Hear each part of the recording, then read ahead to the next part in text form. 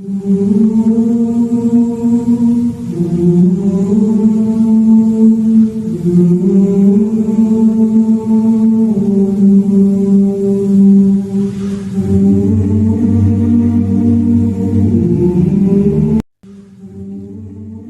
اللہ الرحمن الرحیم۔ پاک پروردگار کے عظیم نام سے اپنی گفتگو کی ابتدا کرتے ہیں جو تمام دلوں کے احوال خوب جانتا ہے۔ پیارے دوستو، آپ دیکھ رہے ہیں اجمیری ٹی وی اور آپ کے درمیان موجود ہے اجمیر امین۔ آج ہم اپنے چاہنے والوں کے لیے ایک سبق آموز حکایت لے کر حاضر ہوئے۔ اس کو دیکھ چکنے کے بعد علم ہوگا کہ ایمان والے کی حیثیت کیا ہوتی ہے۔ مروی ہے کہ حجاج بن یوسف ظالم بادشاہ جب عراق پر مسلط ہوا تو اوالیاں عراق کو ڈرایا دھمکایا، ڈرا دھمکا کر اپنا پورا تسلط جما لیا۔ لیکن چند دنوں کے بعد اس پر عبد الرحمن بن اشعث نے اہل عراق سے مل کر حملہ کر دیا۔ حجاج کی امداد کے لیے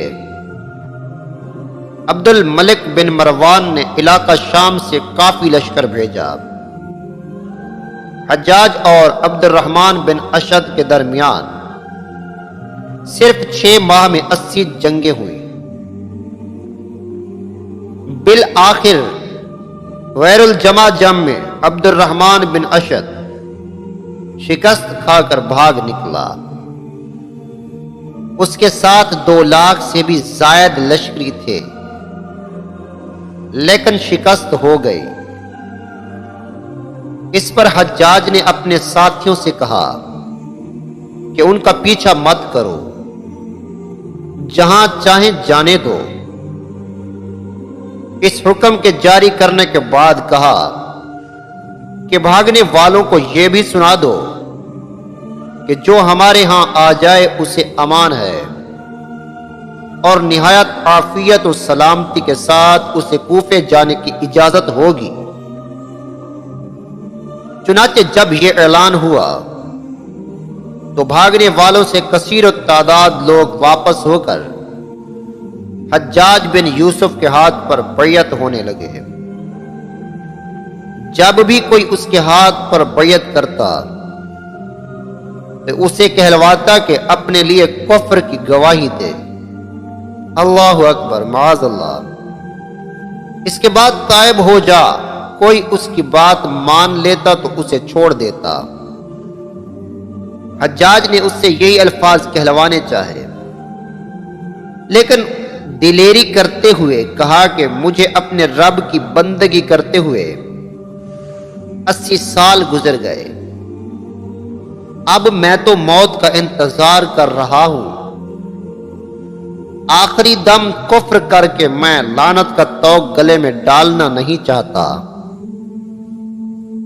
تھوڑی سی لالچ میں اگر میں خدا تعالی کا باغی بن جاؤں تو پھر میرے بندے ہونے پر حیف ہے۔ میری عمر کا تھوڑا حصہ باقی رہ گیا ہے، مجھے کفر بکنا منظور نہیں۔ حجاج نے کہا کہ اس بوڑھے کی گردن اڑا دو۔ چنانچہ اس بوڑھے کی اسی وقت گردن اڑا کر موت کی گھاٹ اتارا گیا۔ اس کے بعد دوسرے بوڑھے بابا کو لایا گیا۔ اس کے متعلق لوگوں کا خیال تھا کہ یہ بھی پہلے بوڑھے بابا کی طرح اپنے ایمان پر استقلال دکھائے گا، لیکن اس بوڑھے بابا کو حیف کفر بکنے کے لیے کہا گیا تو اس نے کہا، اے حجاج، میں اپنے نفس کی شرارتوں کو خوب جانتا ہوں، لیکن سن لو کہ میں تو فرعون اور حامان سے بڑا کافر ہوں۔ اللہ اکبر۔